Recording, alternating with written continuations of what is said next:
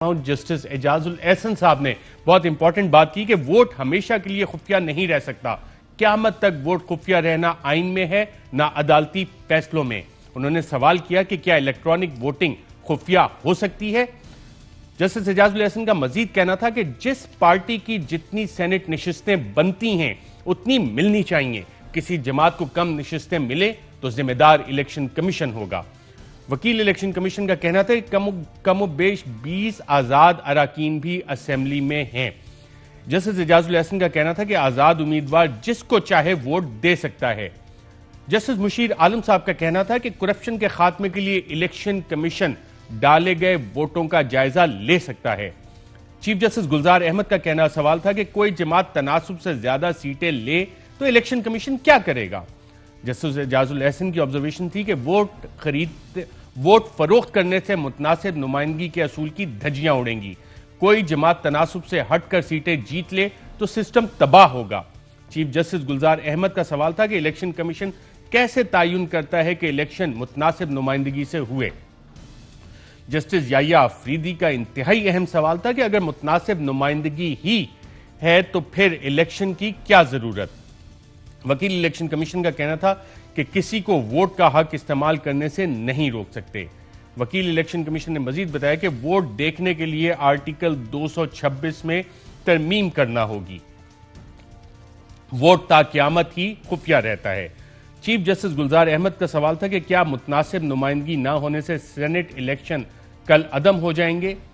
Voting बेशक खुफिया हो मगर सीटें उतनी ही होनी चाहिए जितनी बनती हैं। जस्टिस एजाजुल एहसन का कहना था कि इलेक्शन कमीशन कहता है चोरी होने के बाद कार्रवाई करेंगे। उनका मजीद सवाल भी था कि सियासी जमातों को तनासुब से कम सीटें मिलें तो कानून साजी कैसे होगी। अटॉर्नी जनरल खालिद जावेद साहब ने एक प्रपोजल दिया कि बैलेट पेपर्स पर बारकोड या सीरियल नंबर लिखा जा सकता है।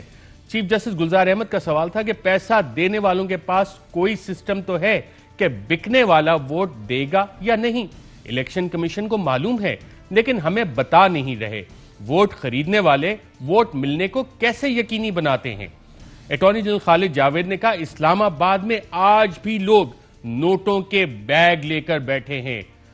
बेईमानी हमेशा ईमानदारी से होती है। चीफ जस्टिस गुलजार अहमद का कहना था सिर्फ चंद लोग वोट फरोख्त करते हैं। इलेक्शन कमीशन बारकोड लगाए तो ही कुछ होगा। अटॉर्नी जनरल खालिद जावेद साहब का कहना था कि अदालत हुक्म देगी तो ही बारकोड लगेगा। बारकोड से कम इलेक्शन कमीशन को मालूम होगा कि वोट किसने दिया। चीफ जस्टिस गुलजार अहमद ने सवाल किया कि क्या जाली बैलेट पेपर्स भी बन सकते हैं। अटॉर्नी जनरल खालिद जावेद साहब ने कहा कि वोट खरीदने के लिए स्टेट बैंक से पैसा मुंतकिल नहीं होता। मंशियात 2 नंबर की कमाई वोटों की खरीदारी में इस्तेमाल होती है। उन्होंने मजीद कहा कि वीडियो आने के बाद खरीदो फरोख्त का नया तरीकाकार सामने आया है। पैसा लेकर पहुंचाने वाले कमीशन ले रहे हैं। दुबई में पैसा पहुंचाने का रेट अलग है। चीफ जस्टिस गुलजार अहमद का कहना था कि इलेक्शन कमीशन समझने की कोशिश करे कि वो पूरे मुल्क पर हुकूमत लाता है। सेनेट इलेक्शन पहली बार नहीं हो रहा। आला आईनी इदारा अब तक मामले पर गौर क्यों नहीं कर सका। खरीदो फरोख्त चीफ इलेक्शन कमिश्नर ने कहा कि खरीदो फरोख्त का ठोस सबूत आया तो एक्शन लेंगे। उन्होंने मजीद कहा कि अदालत आइन की तशरीह करेगी तो इस पर अमल करेंगे। तरमीम से मुतालिक अपने मौक़िफ़ पर कायम है। और सुप्रीम कोर्ट ऑफ पाकिस्तान में नाज़रीन इस केस की समाअत कल तक के लिए मुलतवी होगी।